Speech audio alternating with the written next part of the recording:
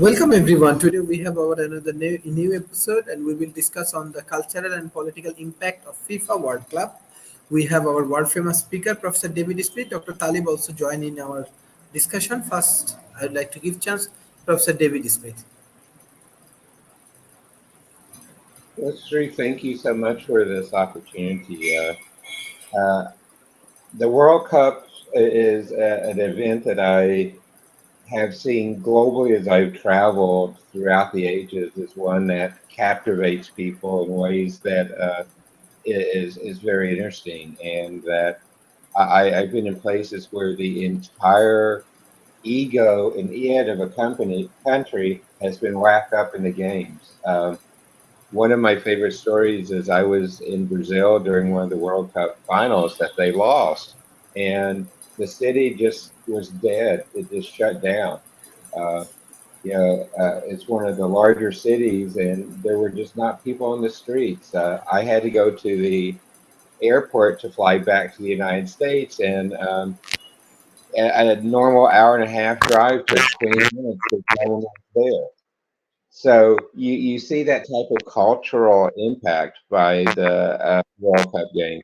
You also see it very politically set up there as well. You can just go back and look at recently as some of the uh, impacts of Russia and others like that taking place, how it um, really changed the world. Going back to the 2018 FIFA World Cup, it really was one where a lot of jobs were created, tourism was done, but then the politics changed part of the equation for the people attending, the tourist dollars and others, and how that really impacted the countries and actually the players and others who were sending there.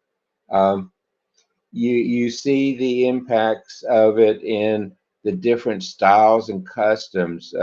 Yesterday, uh, I saw a picture of the club room after Japan had left their game, and it was cleaner than it was before they went into it at the starter game. So you see those type of changes. Also, the World Cup can let the winners be different places. It can create legacy for others, and it's cultural, it's political, and they all take place on it. You know, you see the World Cup being compared to the Olympics as well now because of its impact. So to me, that's one of the best ways to get in to talk about the World Cup, Sharif, and I will let it go on to the next person. Thank you, Professor Talib. What you want to add, especially when we discuss about cultural and political importance of FIFA World Cup? What you want to add? Just want to say it's a fantastic World Cup this time because it's in our part of the world and we can connect to it, we can relate to it very much.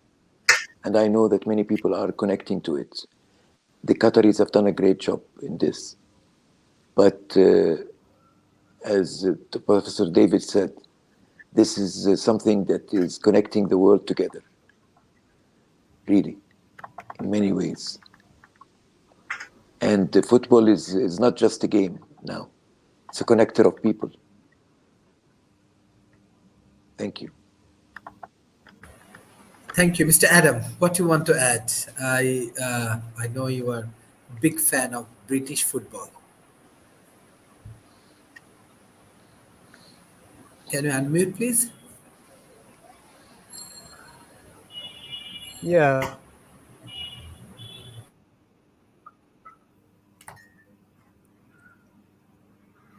I'm English, and football is very popular here. Um, uh, it's not really something I'm into that much, but I can appreciate it as a sport, as a game. You know, in our country and in many of the English-speaking world, it's known quite affectionately as the beautiful game.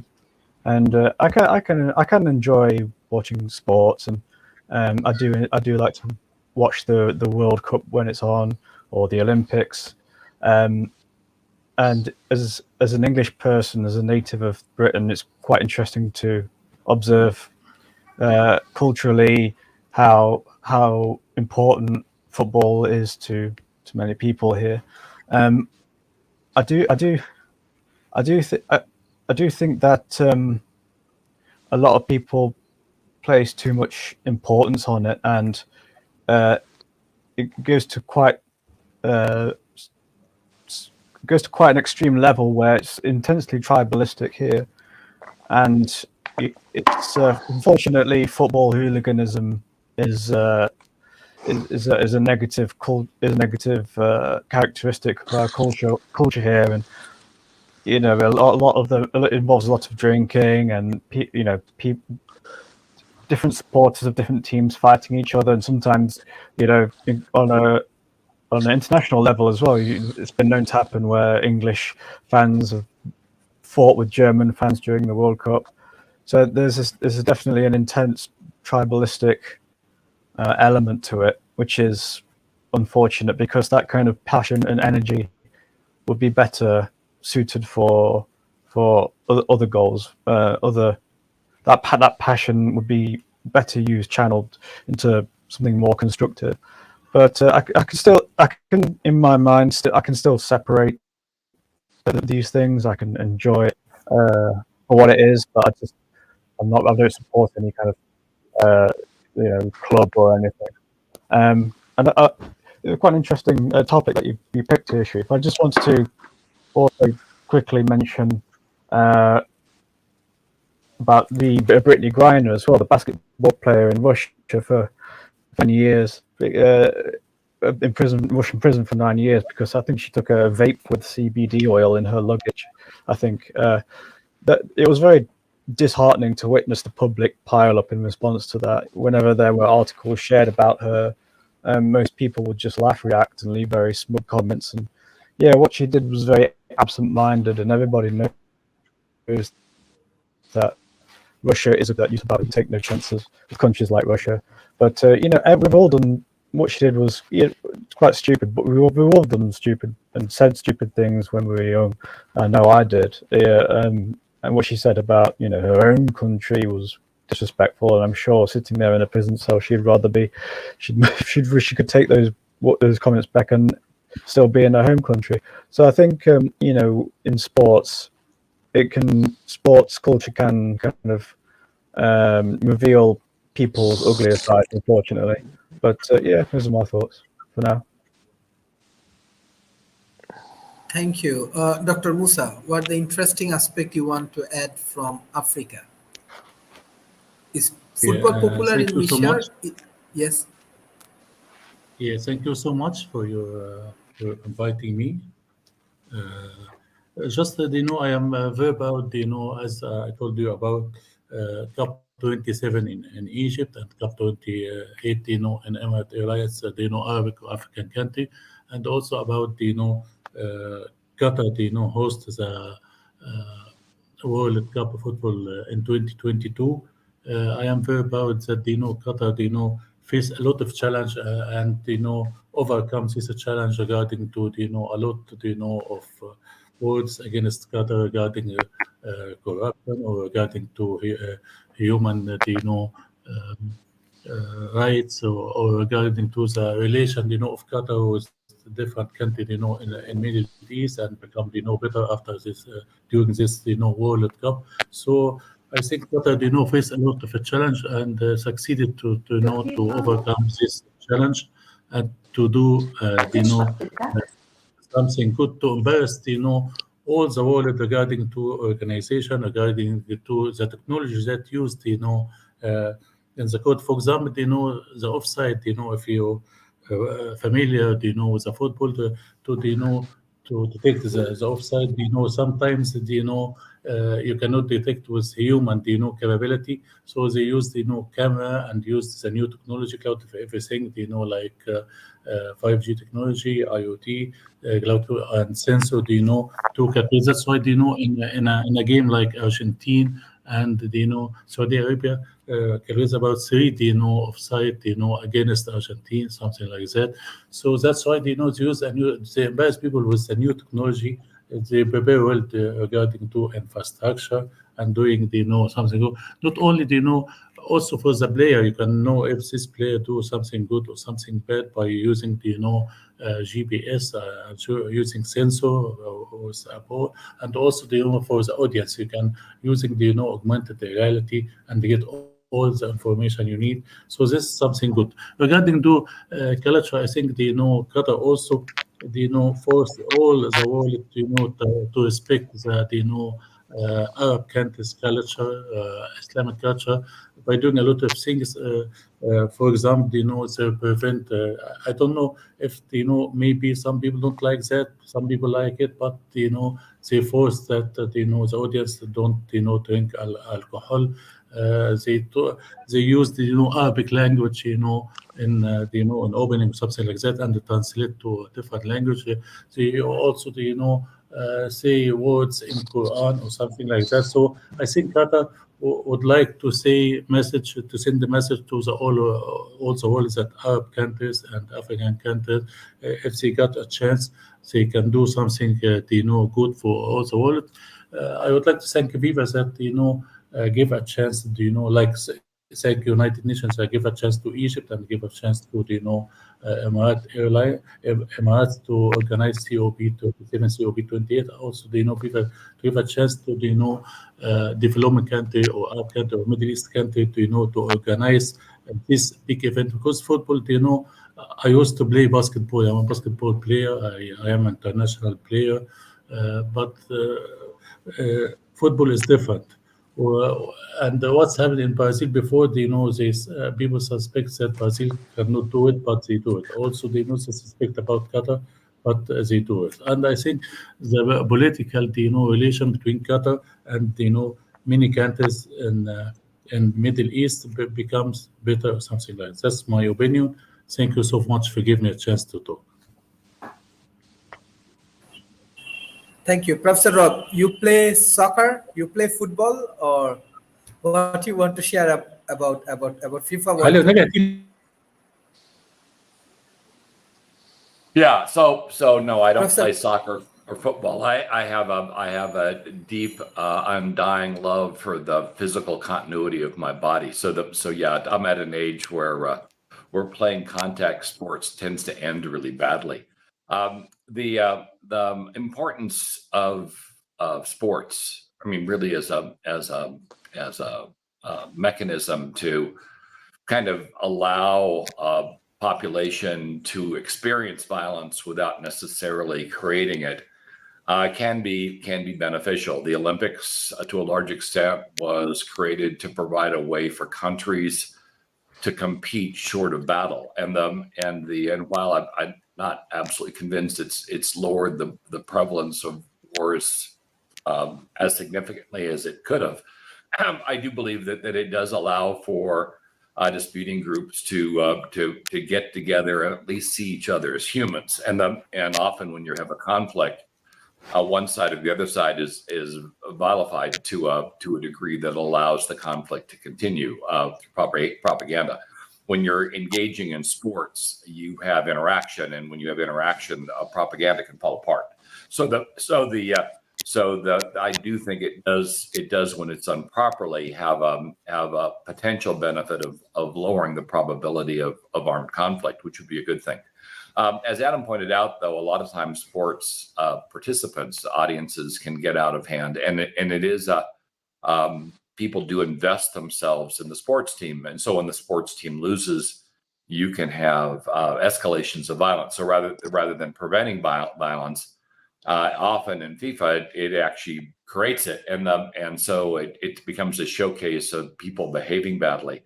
To a large extent, I think that's due to the influx of alcohol.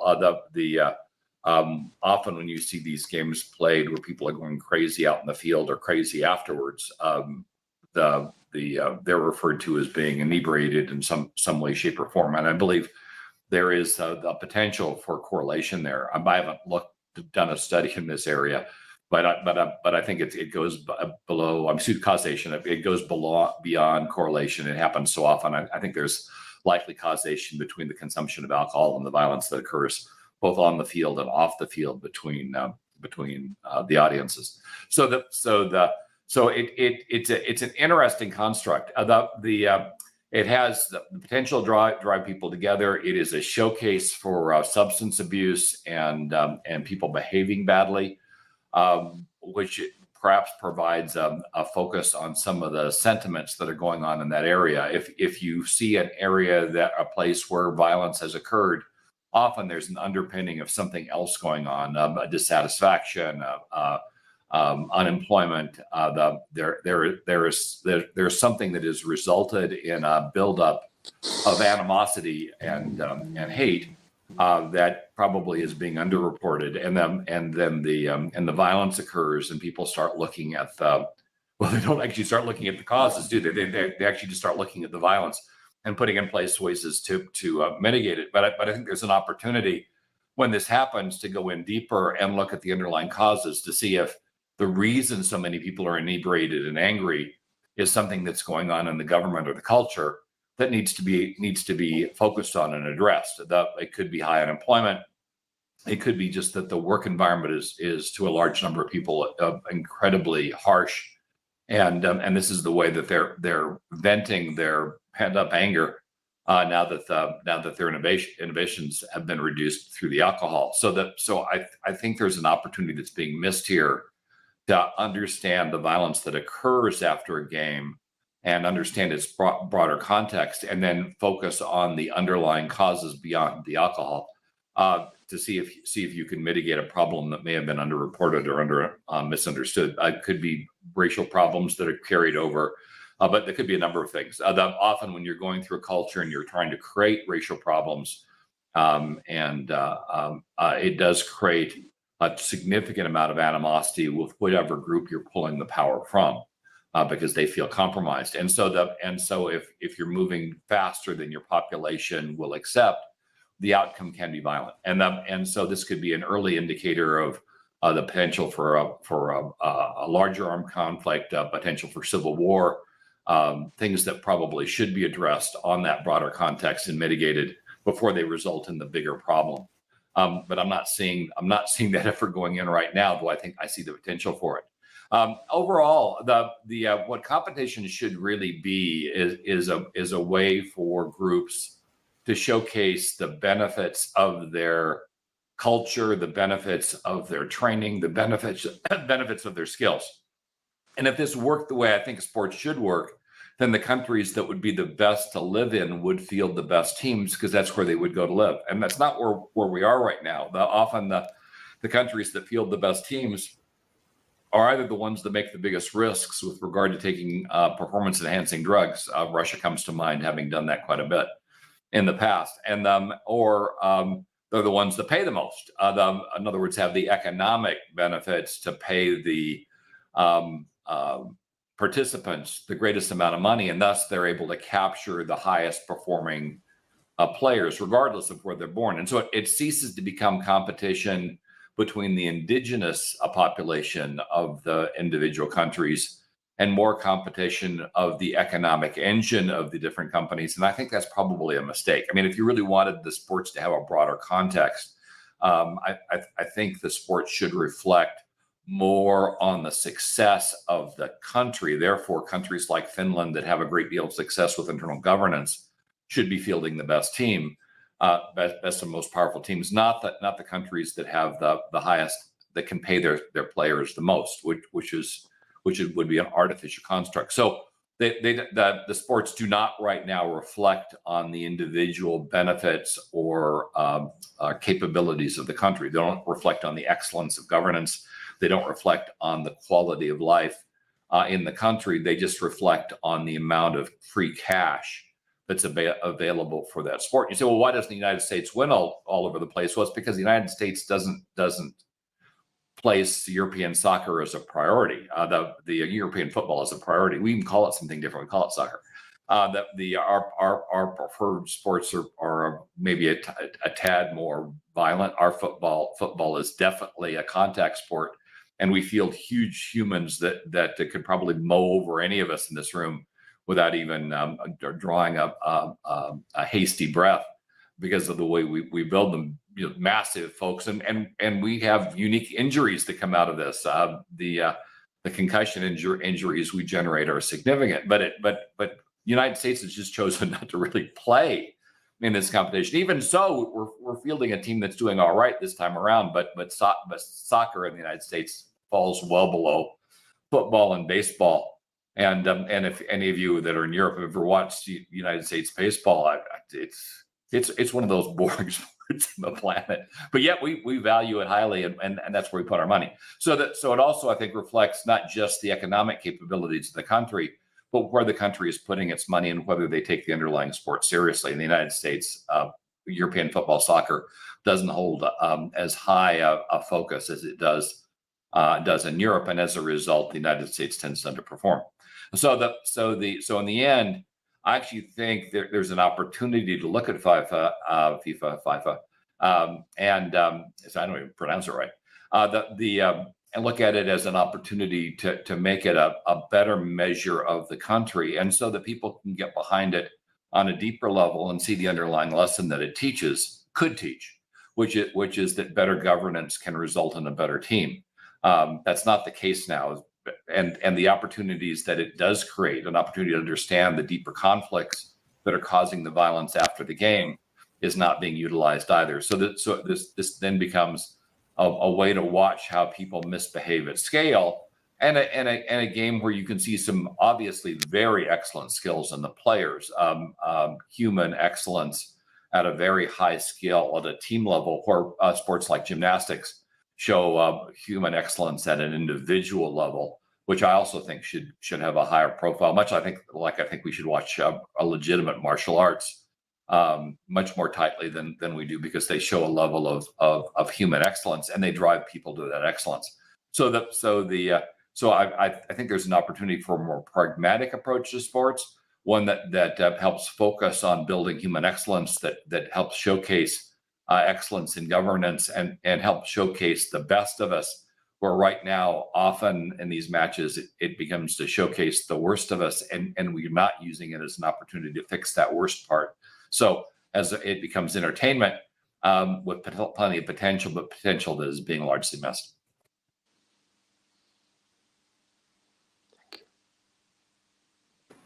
Thank you, Professor Rock. Professor David Smith, if you analyze more on cultural and political importance of this FIFA World Cup, you know that this time it's happening in Qatar. Qatar doing excellent job, but there are a lot of criticized before this the tournaments, especially from the Western world. And anyway, it's moving forward. Maybe it's a new revolution for Asian people, especially for the Middle East people. They show their cultural activities. They engage with global community with political and cultural issues. How you want to define as an American for this FIFA World Cup cultural and political issues? Well, thank you for the get out of free jail card at the end of that. The culture of the World Cup to me is amazing when I look at it. In 1998, I was, like I said before, in Brazil when they had won the World Cup before. They actually won the World Cup after that one, but they lost that World Cup match.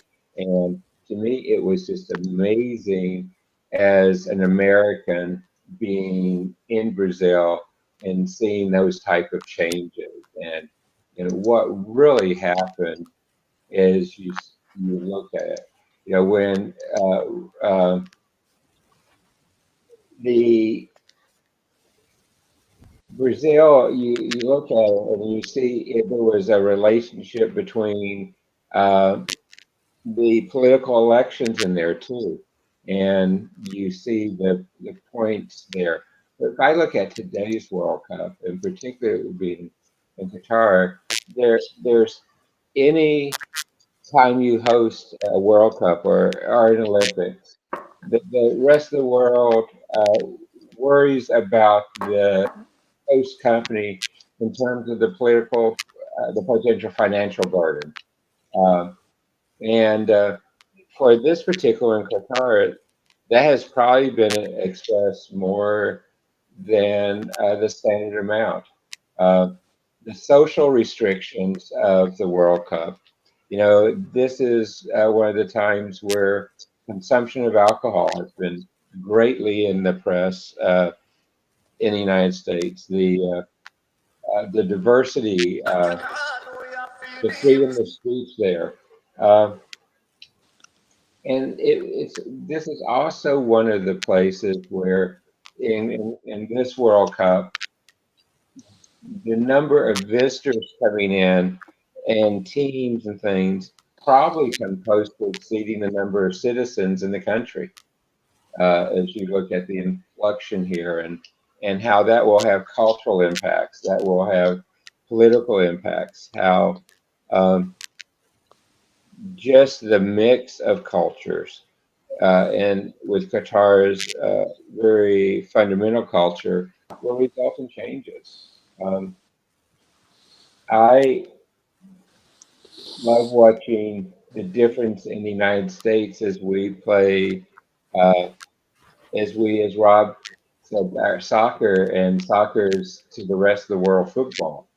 And I know when my son played, I was doing crazy things like almost running down the sidelines with him when he was on a drive towards kicking a goal, and almost celebrated with him in ways I wouldn't if it had been American football.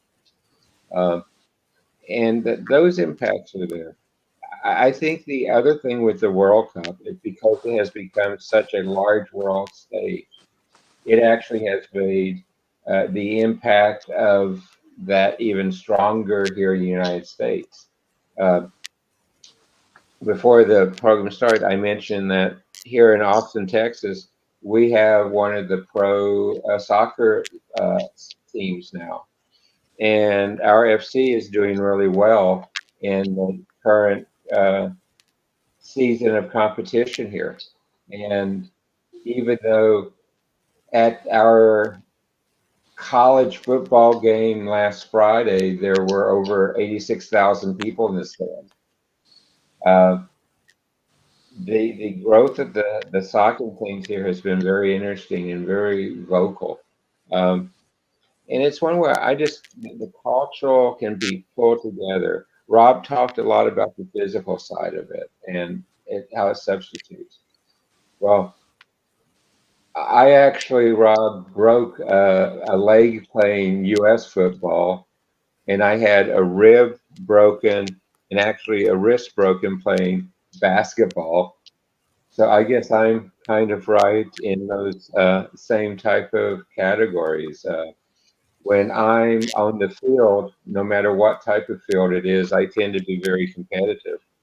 And even though, Rob, baseball can be boring, I was offered college scholarships to play baseball, which I turned down because I wanted to keep a shoulder, which I still have now.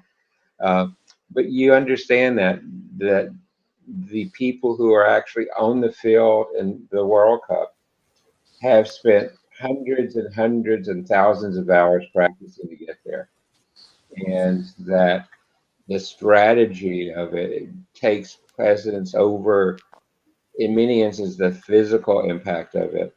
And that strategy of having the teams coming together, the strategy of having nations unite behind their teams, that cultural impact we could take to apply that to solving problems like what came out of COP27 would be great. So, Sharif, that's my comments.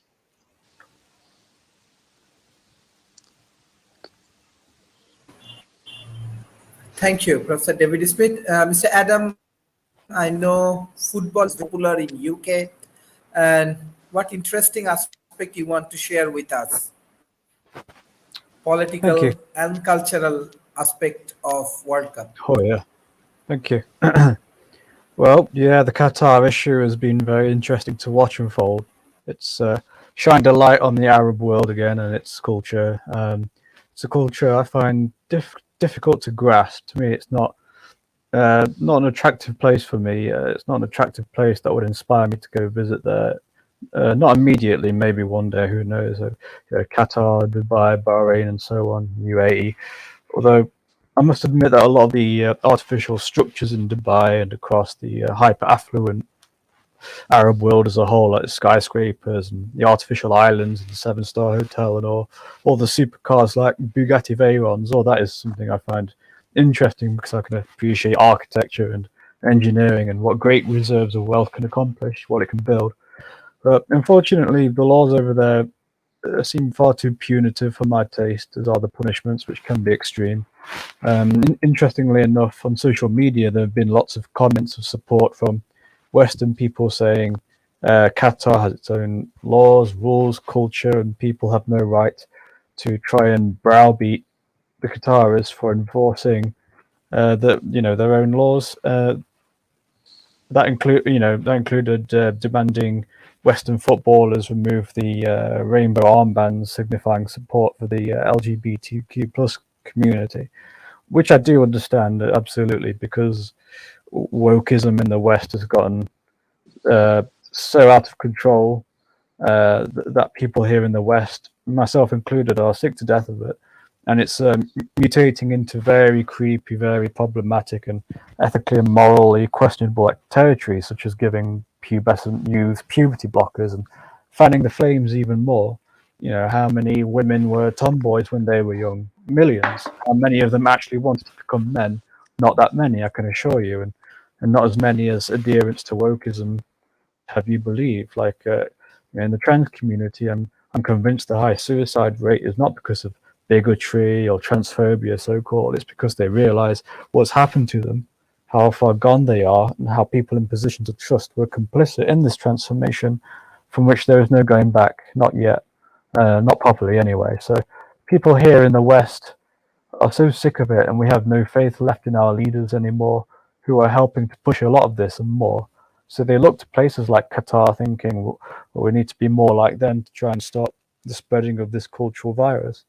But I don't think that is the answer either. I mean, and a lot of it is down to embarrassment as well, because many Westerners know that countries like Russia, China, the Gulf states, the North African nations, and even Eastern Europe, they're all laughing at us in the West because of how tolerant we have become to this slippery slope. If tolerance is letting your precious child be mutilated by anti-Hippocratic doctors, so-called, then people will be looking for alternatives elsewhere. Thank you.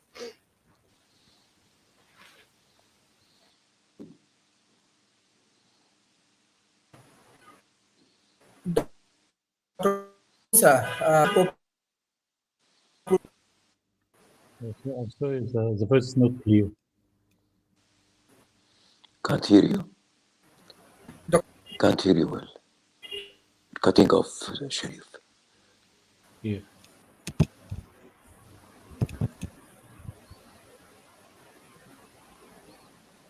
Dr. Sam, we can hear you. It's just Sharif we can't hear. So if you just speak up. Can you? Yes, we can hear you. Yeah. Can hear you. Your shot.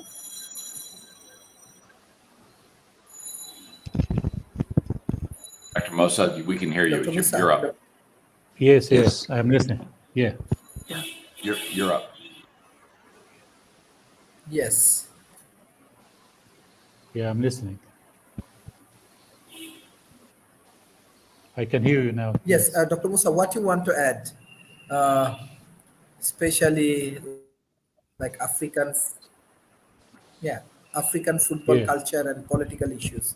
Yeah, as I said before, in the previous meeting in webinar, is that Egypt sent a message to all the world that the COP 27 hosted in Sharm el Sheikh, the town of peace, who just sent a message to all the world that you cannot do anything without peace. So if we have peace, we can do everything with cooperation, something like that. I think Qatar succeeded also to send a message to all the world that Arab countries or African countries or developing countries, if they got the chance and ready for such a chance, can do something good. And I can see that Qatar embrace all the world regarding to organizes this event, regarding to to talk about the culture of Arab country, regarding to change the concept, that all the world, look at Islam or Muslim people or Muhammad, peace upon him, because this something important also regarding to know if we look also regarding to sports, if we look to Senegal or Morocco or Tunis, did a great job in this World Cup and beat a lot of big teams like Argentina or something like that. So this is a message to all the world that and I think Qatar concentrate on this message, not concentrate to win with Qatar team, it's a football something like that, because the benefits that Qatar got from this World Cup, not in to win in football, but to get a good relation with countries from Middle East, to send a message to all the world that Qatar can organize something like that, good in technology, and overcome all the obstacles that they face. Even they said that Qatar is a hot country, and the stadium, very hot, something like that. They do something, for air conditioning, something like that, using, the power of sun in seven, stadium from eight, and the last one, and the coast doesn't need, for condition, something like that. Also, I can see a lot of, something good for our country, like Morocco, clean, the stadium after, finish the game. I used to say to see that in Japan or something like that, and Japan did something like that, but this is a new one that, Morocco, Arab country do something like that. They make me happy, they make me proud. So I think, Qatar succeeded, to send a message to all the world that, Arab country can do something good if get a chance and be ready for the chance. And also, face over all the obstacles, like you say, that Qatar spent $220 billion to be ready for this, World Cup. I think this is not true, because the money spent is good for the infrastructure, to do something good for the network, for the airport. So this is not only for the cup, for the whole Cup 22, but it will get benefit from this, in the next, 10 years or 20 years or 30 years. So I am very proud, with Qatar that hosted this, World Cup, with Egypt that hosted the Cup 27 for the first time, that Emirat will host, Cup 28 next year. I am sure that Emirat can do a lot of good things. That's my opinion, and thank you for giving me a chance to speak. Thank you.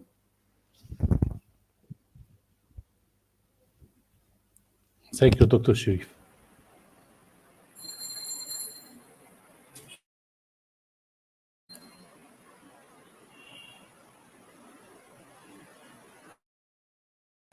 Thank you. Dr. Talib, you know that kind of World Cup and yes, this kind of World Cup actually create a lot of opportunity for tourism industries. Many tourists actually visit uh, the World Cup locations, and after COVID, it's actually great event. So, how you want to analyze these things as you are responsible for World Tourism Organization? Thank you so much. I think it's important to connect tourism to these events, because tourism is an industry that connects everybody to everybody as well. And the World Cup is doing the same thing. Now, Qatar has done two jobs here. One is an excellent job, and the other one is not so good job. The excellent job is, I think, I differ with Adam a little bit on his view towards the Gulf states. I think the Gulf states can do something good if they want to. But the problem is that they are what they are because they have so much money, unfortunately. So if that's what Adam is talking about, I'm with him. But if he's talking about the culture, I'm part of that culture myself. And I don't think that's something that we should be against. Now, LGBT and all the other issues, that the West keeps throwing on us. I say the West keep throwing on us. I mean it, because the West is always vandalizing us and patronizing us as such. And Adam is part of that. I'm sorry to say this, Adam, but you are part of this whole propaganda. Now, No, I'm also anti-LGBT. Like okay, in that okay, extreme anyway. good. I'm glad you're like that. I'm glad you're like that, because I'm for LGBT, but not the way the West is trying to impose it on us. You're trying to impose your values on us. Same. Yeah. Thank you. That's what I wanted to say. Thank you. It looks like I'm up. Sharif is frozen again. I had Thank this you, issue Prof. too a second ago. Apparently Facebook and this application didn't like each other and decided to shut the browser down entirely. Isn't it interesting? Interesting talk about really how we've worked over into cultural issues and cultural conflicts. The belief of some of the countries that are fielding teams in conflict with the beliefs of other countries that are fielding teams, and having the games occur in a country that is relatively strict when it comes to cultural norms that are held in the country, and whether that is good behavior or bad behavior. It really does require some deep thought. Because it's not clear who's. I mean, really, if you were to step back, it's not clear who's right here. The control of the government and its ability to restrict its citizens with regard to their personal sexual orientation is something that has not been broadly explored or fully explored. I don't think in any country per se. We tend to jump from concept to concept, and what's right one decade is wrong the next. We just saw in the United States one of the senior staff on the royal family resign her position because she asked a black guest where her people were from and touched her hair, which a lot of us know would probably get us killed in most environments. You do not touch a black woman's hair. It's one of the things you just never do. But why? So it really comes down to behavior. You had an older woman that was operating under a set of conditions that would have been fine 20 years ago, and got her terminated, got her fired today because the underlying cultural changes in her own country were significant enough that took a behavior that would have been fully acceptable 20 years ago and effectively outlawed it today. And she didn't make the change, and she lost her job.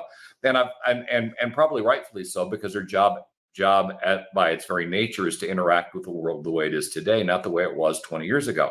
And so her being fired was appropriate. If moving back to the underlying ideals of soccer and LGBTQ, we keep adding letters. The difficulty is do foreign countries, and particularly foreign sports teams, have the right to dictate how the host country behaves in their country? And I would argue no, they absolutely do not. That's not a right that's granted a foreign entity. You are not allowed to go into a foreign country and dictate how they behave. That's and if you try to do that, you're certainly probably going to end up in a world of hurt in most cases. We remember a while back we had a guy from the U.S. decide to take down a poster in North Korea and found himself in prison work camp, and then came back and died for removing a poster. So always the case is when you're in a foreign country, you follow their rules.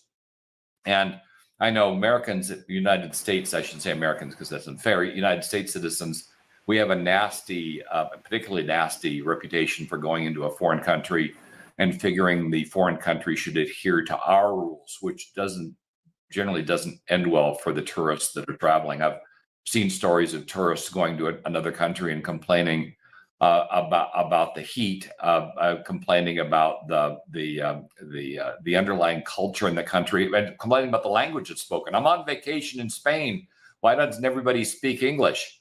Well, because you're in Spain, you friggin' idiot. So in the end, I think there's a certain amount of respect that needs to be applied on both sides. Now it would be different, I think, if we had a trans participant in the sport, a soccer player that was trans, or a woman soccer player that was allowed on a men's soccer team, or vice versa, or that wasn't allowed in the country. There, the rules of the sport would dictate the underlying behavior, and we might have an interesting discussion. Do the rules of the sport override the rules of the country? And I think in that particular case, the rules of the sport would prevail, and the country wouldn't allow it to be host, which would be the way you would solve that problem. And maybe in that way you would drive the behavior that you want to drive in terms of diversity and inclusion, which is really the underlying goal here, allowing everybody, no matter what their race is, no matter what their sex is,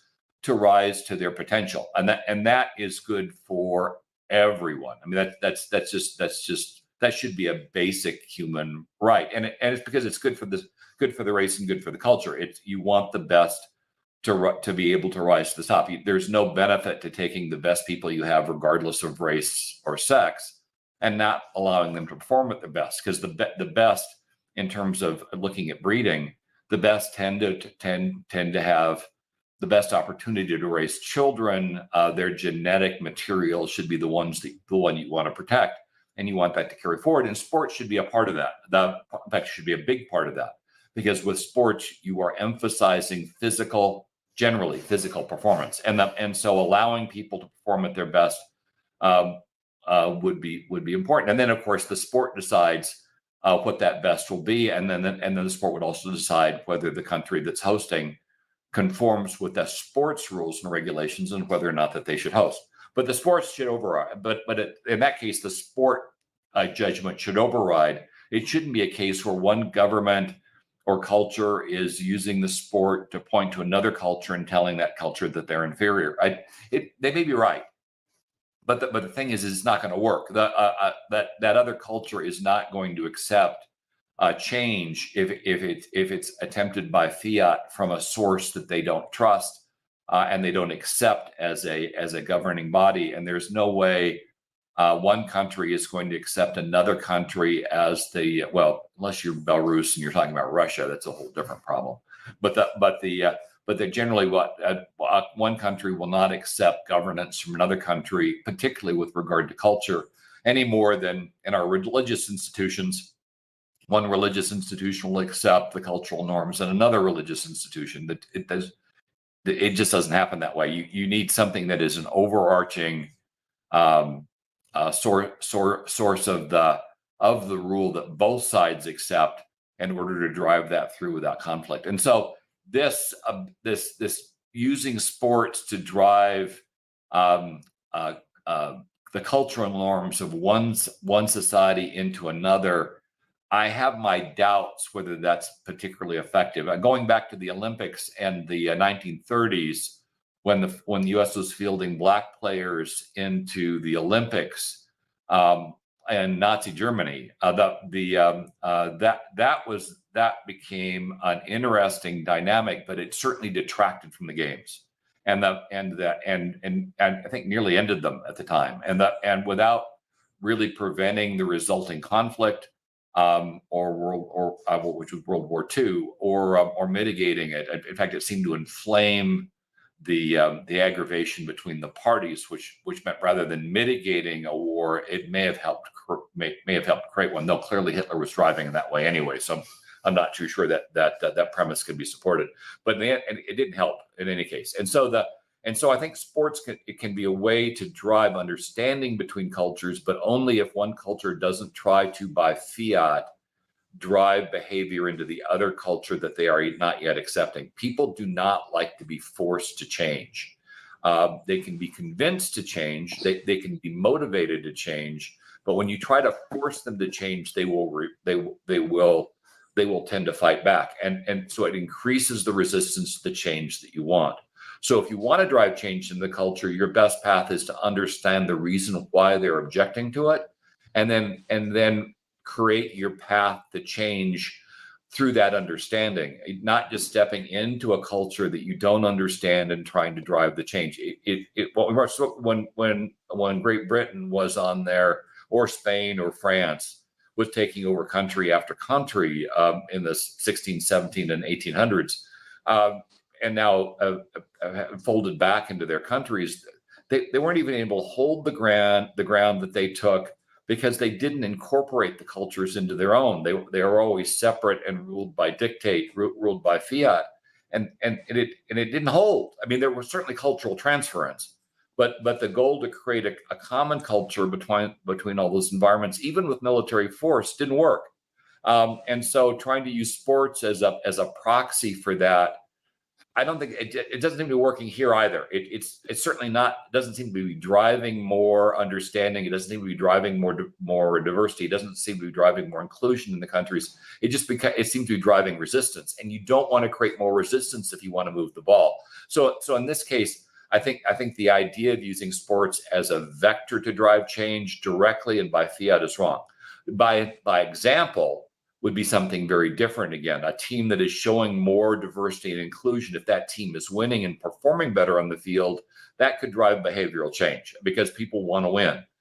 So that would be a much more subtle way to drive change than otherwise would be the case. But right now, this path of using the games to try to drive cultural change in the host country is ill-considered, and I think it instead of helping the sport or helping drive that change, it just creates more resistance to the change and puts a question mark over the games itself, and might make the country that's hosting decide not to host the next time, and so you lose that particular lever to drive change in the first place. So I don't think but let's be fair, that it's the players that are driving this. It's not the organization, and like anything else, when the players start driving strategy instead of management driving strategy, whether you're talking about a company where the employees are driving a strategy where leadership is not, that tends to end badly as well. The leadership needs to do their job, and when they're not doing their job, the rank and file step in, and when the rank and file step in, they don't have the view that leadership does, and they will invariably make mistakes and create problems, which is what I think we're seeing here. Thank you. Thank you.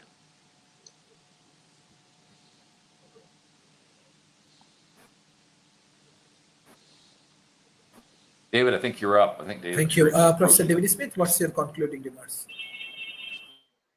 Well, thank you for the opportunity on this. I will go ahead and go and get my two football jerseys on later on.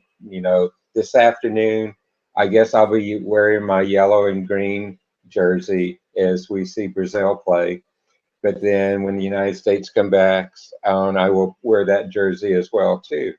To me, the cultural impact of the World Cup or the Olympics or others to really are drivers to help the world come together.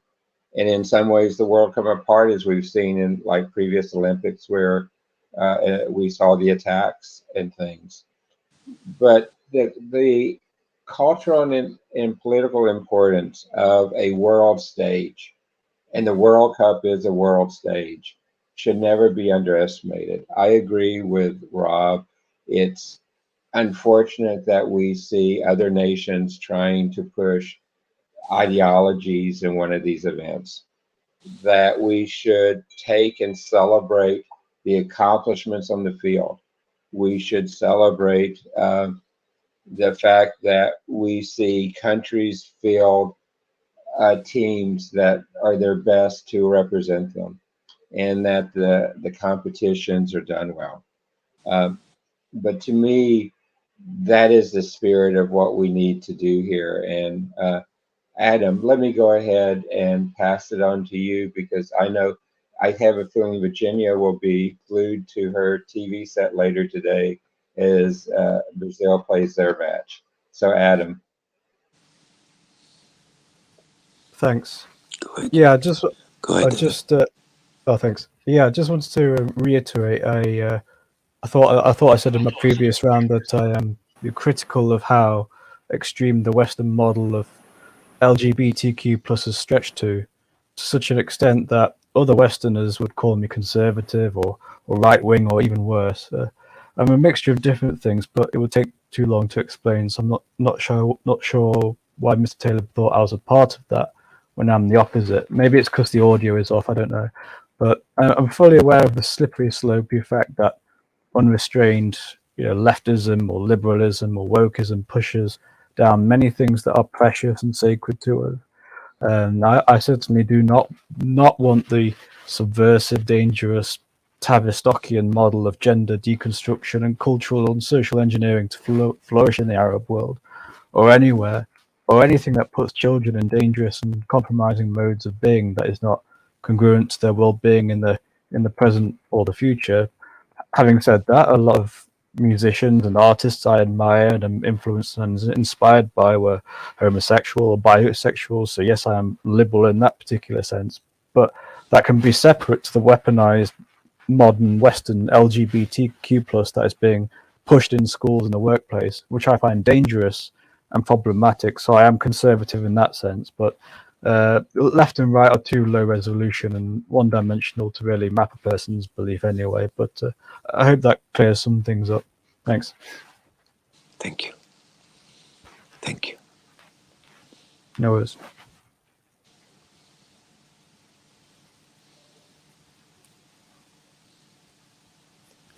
Can I go on? Sure. Yeah, I think Shirley's frozen again. Okay. Dr. Musa, what's your concluding remarks? It's okay. I think Dr. Talib would like to say something first. No, I just want to say, to comment on what Adam said, because I agree with Adam. I think that the LGBT, for example, is a movement that is imposed by the West on the East, unfortunately. And even the West itself is not quite homogeneous about it, as you can see here. So Definitely. I'm for liberals. I'm for liberalization. I'm for liberal thinking. And I'm for also human rights as well. But I cannot accept anybody else coming and telling me this is right and this is wrong. Because that person that did this was responsible for where I am now today. Actually, that society that did that is responsible for me being where I am today. That could be said about Africa, that could be said about the Middle East, that could be said about Asia as well.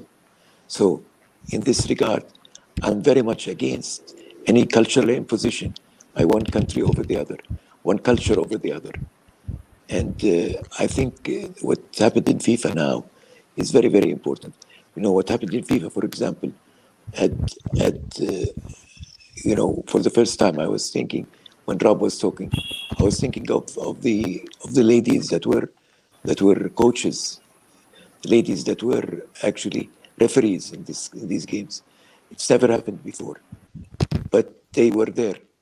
So that's not bad. That's not bad. That's a good thing to do, actually.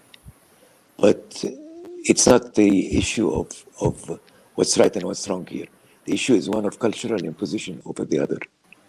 That's what I'm against. That's all I want to say, Adam. Thank you so much. I'm for LGBT if it is not imposed on me. But when it's imposed on me, I will resist it, just like anybody else would. Thank you.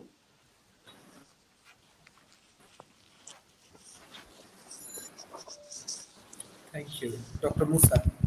Okay, thank you so much. I would like to thank Qatar for organizing this big event, World Cup 2022, and also for send a good message about Arab country, about Islam country, about Islam, about African country for a lot of reasons.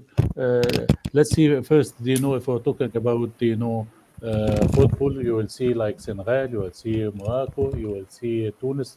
They did a good matches against big countries. The second thing, also I see that Qatar send a message to the world that Arab countries or African countries, if they got a chance to organize big event like that, they succeeded if they are prepared for that. And I think, Qatar prepared for this event, by overcome a lot of obstacles regarding to, corruption, regarding to human rights, regarding to for the preparation, hot, country or something like that. A lot of obstacles, faced, Qatar, and a lot of, of countries, was against Qatar, and suspects that Qatar cannot do something like that. This is something good. Also, there's something good. Also, that Qatar forced all countries and all the world, all people to respect Arab people, to respect Arab culture, to respect Islam people, Islam culture, by showing a good things about Arab people, about Islam, something like that. That's something good to Qatar. That's why I am proud that Qatar succeeded in organize this big event. Also, like I said, that Egypt succeeded to organize Cup 27, and I'm sure that Emirates will succeed to organize Cup 2028. That's something good. So I think that sports can do what political or leaders or economy fail to do. We would like to spread peace, love, tolerance, to fight racism, to fight injustice in all the world. And I hope that sports can do something like that. Thank you so much for giving me a chance to talk. Thank you to all the amazing speakers. Thank you, Dr. Sharif. Thank you, Mr. Musa. Thank you. Thank you. Professor Talib, you want to add anything? No, I just want to say something with regard to tourism that you talked about before. In tourism, we always say that people, when they go visit some other places, like Adam is not wanting to visit now the Gulf states. I can understand that. I don't like to visit the Gulf states myself. But when you go to visit somewhere, you have to respect that people don't have to change to please you. You have to change to please them. You have to change to understand them, because you're going there to get the value out of your visit, to get an experience out of your visit. That's the connection between tourism and sports as well. Because in sports also, what you do is you don't try to change other people's way of living. What you do is try to adjust to it when you visit them. And that happened in Qatar, unfortunately. It happened in Qatar. And I like to also add my voice to that of Musa by saying that Qatar did a good job, actually. They did a good job considering everything that is being done and is being said, and their position in the Arab world as well. Now, the only thing that did not go well in Qatar is the big amount of spending that was there. But that, as was said by somebody here before, it goes into the good for the people, actually, because it's infrastructure spending. So if you spend money on infrastructure, it's good. But if you spend money just for the event itself, just for the propaganda, just for the propaganda machine, that's not good. That's why I'm a little bit hesitant to praise Qatar that much. Although I have to admit that deep inside, as an Arab myself, I like to see Qatar doing a good job. I like to say that, because they have done a good job, Adam. They have done a good job, actually. They've done a good job because, even when the United States played with Iran, that game, it was a very, very civilized thing. You had the supporters of each team sitting at a certain side, and they were all cheering and promoting their teams. Now, there was a political issue there, of course. In Iran, you know that human rights are not very well observed there. And the issue of women there is a big issue. So you had the team itself taking a position against that. The team itself did not recite the national anthem when it was played. They abstained from doing that. Now that was a message to their own country. Now you can use this sport to send messages to the whole world. Some are good and some are not good, but people have to accept that. Thank you so much. Thank you. Professor Rob, what's your concluding remarks? Sports provide a vehicle for people to showcase good and bad behavior. If you want to convince somebody that their behavior is bad, the best way to do that is by showcasing the better behavior. And I think in the case of the Iran-US game, the right thing for the US team to have done is be in support of the Iranian team when they took the risk they took to express as subtly as they did their dissatisfaction with their government. But just support, don't blow it out of proportion. But this is a case where I don't think the two teams were that diametrically opposed to the problems that they were seeing in Iran. But the U.S. team cannot appear to be superior. Just support. This is a case where the two teams clearly were on the same page with regard to the treatment of women in Iran, and the delicate nature of this is to make sure, do whatever you can to provide support for the Iranian team, who was at risk, for showing that support, and not try to imply that anything's any better in with that regard in their own home country in the U.S. than is in Iran. Both countries have issues with regard to governance and control. Both countries have issues with regard to the treatment of people living in the country that are disenfranchised, and so support against disenfranchisement, against abuse, against the lack of diversity is something that can be done, but the care has to be taken to not do damage and to showcase the benefits of that diversity. And honestly, if you're a team that wants to show diversity on your team makeup, whether it's racial or sexual diversity, including women in the team makeup, certainly on coaching, but actually aggressively lobbying for mixed teams, and trying to make a difference that way. So the sport itself reflects the diversity that you're trying to showcase would probably be the better path. But here's where I really think we break down on allowing the individual players to drive the underlying strategy, because these are big issues.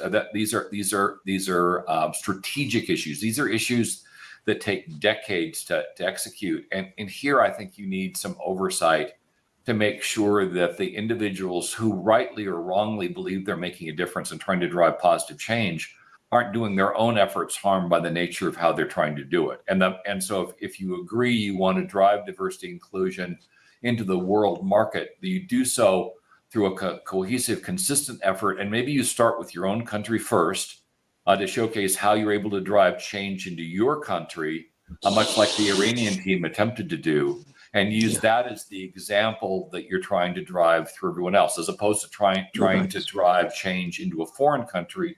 Begin where you're expert and where you have the greatest effectiveness, which is in your own country. You will not be as effective in Qatar as we can change the pronunciation of things. You won't be as effective in Qatar as you will be in the United States if you want to drive change in your major sports team. Same thing with regard to Europe. An English team can drive change, be much more effective driving change in England than they're ever going to be effective driving change in Qatar. And by driving that change and showcasing the benefit of that change, you're more likely to drive change in that foreign country, because you build a substance of example, not trying to do it by fiat. Fiat just doesn't work. You have to convince the other side that they are wrong, so they want to drive the change, and you don't do that by trying to force change. You do that through example. You do that by demonstrating the underlying benefits of the change yourself, not by saying, "Hey, you're wrong, I'm right." That never works in a political context. All it does is cause people to put up walls, and it stops the change. It doesn't drive it. And so here, I think, recognizing that when you're in a foreign country, you follow their rules. When you're in your country, you can drive change. But it needs to be done strategically, even there, because we certainly saw in the U.S. when we had football players taking a knee.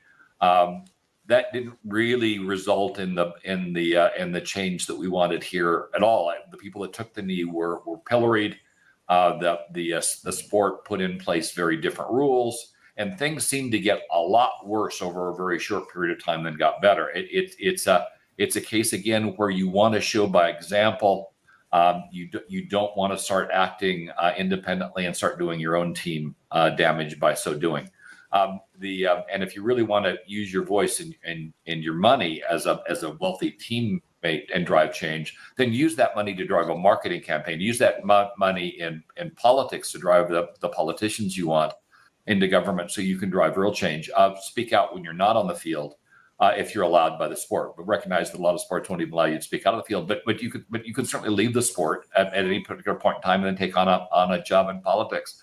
That's not ending particularly well in Georgia at the moment. So in the end, I think the right thing to do here is just recognize the dynamic, develop a plan to drive the change that has some degree of effectiveness, and that generally is working on example, working by demonstrating how you live the ideal and why that's beneficial, as opposed to ordering another side to do things that perhaps your own country wouldn't be willing to do if positions were reversed. Thank you. That's very correct. Very correct. Thank you. Thank you everyone for joining today's sessions. We have our audience from Brazil. I just want to share one of the information that in Bangladesh, India, and Pakistan, there is a huge supporter for Brazilian football, because there are many people like Brazil football. So Virginia, I'm sure if you visit South Asia, you can find many fans who actually like Brazil football, samba. So thank you everyone for joining today's session.